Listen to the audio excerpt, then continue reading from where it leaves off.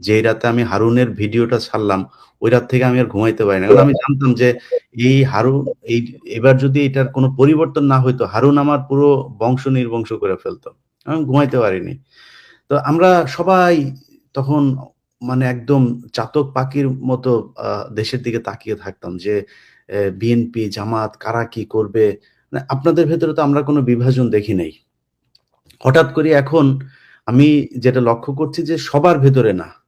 কিছু নেতাদের মাঝখানে খুব অতি উৎসাহী কথাবার্তা বলে তারা নিজেদের ভেতরে একটা বিভাজন তৈরি করছে। দেখেন ভাই, বাংলাদেশে গত ১৫ বছরে আওয়ামী লীগ একটা জিনিস করতে পারে নাই। সেটা হচ্ছে একটা বলার মতো, তুলনা করার মতো একটা বিরোধী দল তারা তৈরি করতে পারে। অনেক চেষ্টা করেছে। সব শেষ নির্বাচনেও তারা ড্যামি ভোট-টোট দিয়ে তারপরে চেষ্টা করেছে। পারে নাই। বিএনপি এবার যেটা পেয়েছিল শক্তিশালী একটা বিরোধী দল পেয়েছিল। জামাত, এনসিপি তারা যদি বিরোধী দলে আসতো, সারা পৃথিবীর কাছে আমার মনে হয় বিএনপির জন্য এটা সবচাইতে সুবিধাজনক একটা জায়গা থাকতো। ধরেন বিএনপিকে এতদিন ধরে জঙ্গিদের নেতা বলা হয়েছে। এই ১ম আলো, ডেইলি স্টার এরাই বানিয়েছে। এখন জামাত ইসলাম তো হুজুরদেরই দল। জামাতে ইসলাম, তারপরে এদিকে অন্য ইসলামী দলও তার সাথে আছে, এনসিপি। আর বাংলাদেশের মানুষ এমনিতেই ৫০০ মানুষ এক জায়গায় হইলে ১৫০ মানুষের মাথায় টুপি থাকে। তো এটা দেখে বিএনপির বিরুদ্ধে যখন সামনে ক্ষমতায় আসার পরে আন্দোলন হইতো, বিদেশিরা কি দেখতো যে হুজুরদের বিরুদ্ধে।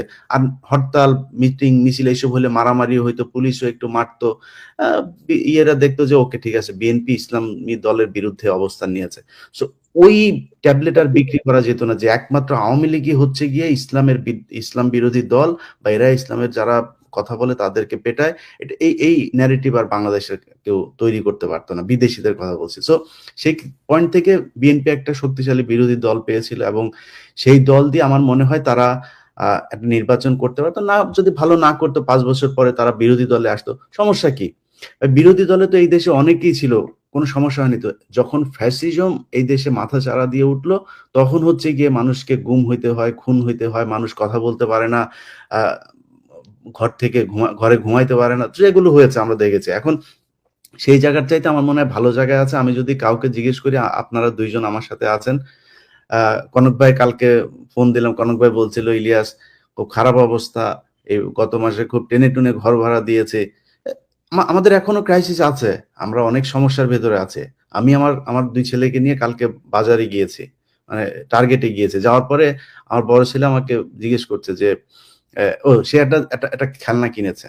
খেলনা কিনার পরে তো আমার এই আপনার ও যেই দামের জিনিসটা কিনেছে, ওর মাথায় কি কাজ করেছে আমি জানি না। যখন ক্যাশে এসছি, তখন ও বলতেছে যে, "অ্যা আব্বু, আ এই এই ও না, আমার পকেট থেকে কিছু টাকা বের করেছি।" তো আমার পকেটে প্রায় ৭-৮ টা $১০০ এর নোট। ও তখন বলল যে, "আব্বু তোমার কাছে কত টাকা আছে?" ঠিক আছে? আমি বললাম যে, "এই যে 700 এর।" আমি বললাম, "কত ডলার দরকার তোমার?" "সব আছে। তুমি যেটা চাবা সেটা।" "তাহলে আমি আবার দিব।" আবার গিয়ে সে কিনে এসে। মানে হয়তো দেখেছে যে এই যে ক্রাইসিস যায় এগুলো নিজের চোখের সামনে দেখেছে, ওর মাথায় এটা কাজ করেছে। তো আমরা তো এখনো সমস্যার ভেতরে আছি। তারপরেও যদি জিজ্ঞেস করি, পিনাকিদার শরীর অসুস্থ, উনি বেড রেস্টে আছেন, হসপিটালে ছিলেন। এর মাঝখানেও যদি জিজ্ঞেস করি যে, "দাদা আমরা এখন কেমন আছি?" আমার মনে হয় ৫ তারিখের চাইতে ১,০০০ গুণ ভালো আছি। এবং এই কথাটা বিএনপি এবং জামাতের এই যে নয়ন ভাই মাঝখানে একটা করল, "তুমি কে, আমি কে, বাঙালি, বাঙালি।" নয়ন ভাই, এই তুমি কে, আমি কে, বাঙালি, বাঙালি নাকি তুমি কে, আমি কে, বাংলাদেশী, বাংলাদেশী এটার জন্যই জিয়াউর রহমানকে জীবন দিতে হয়েছে। এটার জন্যই আপনাদের এই গত ১৫ বছর জেলখানায় ছিলেন। সো আপনি যদি বাঙালি হয়ে যান, মুসলমান না হইতে পারেন, তাহলে তো আপনি এই আন্দোলন যেটা করলেন এটা করার কোন দরকার ছিল না। আপনি তো ভালো থাকতে পারতেন। আগে আওয়ামী লীগে যোগ দিতেন। বাঙালি হইলে তো সমস্যা। না বাঙালি হওয়া ওই মানে তো আমরা ভারতীয়। তো ইলিয়াস বিষয়টা হচ্ছে ওইটাই যে ধরো হাসিনা মুক্ত বাংলাদেশ, এটার থেকে বড় শান্তি আর বড় অর্জন আর কিছু হতে পারে না। এরকম একটা রাইট। ফ্যাসিবাদ যে সরবে, বিএনপি হাসিনা পালাইছে, এটা বিএনপি নেতাদের বুঝতেই আপনার ১০-১৫ দিন সময় লেগে গেছে। হুম, যে হুম। আদৌ গেছে কিনা, আদৌ সম্ভব কিনা এটা। তো একই অবস্থা ভাই, একই অবস্থা আমাদেরও। কিন্তু আমি সেই কথাটাই বলছি যে বিএনপি এবং জামায়াত এই ২ টা দলের ভেতরে আপনাদের কাছে অনুরোধ থাকবে, ভাই আপনারা ২ দল একসাথে তো ক্ষমতায় যাইতে পারবেন না। যেকোনো একজনকে ক্ষমতায় যেতে হবে। আপনাদের ভেতরে অনেক কিছু হবে, মারামারি হবে, খুনোখুনি হবে। এই দেশে হয়েছে রাজনীতি নিয়ে। ডিশ ব্যবসা নিয়ে প্রতি মাসে ২-৪ জন মানুষ মারা যায়। সো আপনাদের দেশের ক্ষমতা নিয়ে তো গ্যাঞ্জামে মানুষ মারা যাবেই, যুদ্ধ হবে, অনেক কিছু হবে। বাট একটা পয়েন্টে আপনাদের কাছে অনুরোধ, আমি আমার জায়গা থেকে পিনাকির জায়গা থেকে বা কনক সারারের জায়গা থেকে সবার একটাই আমার মনে হয়, আমি বিএনপি মহাসচিবের বিরুদ্ধে 5 তারিখের পর কথা বলেছি কেন?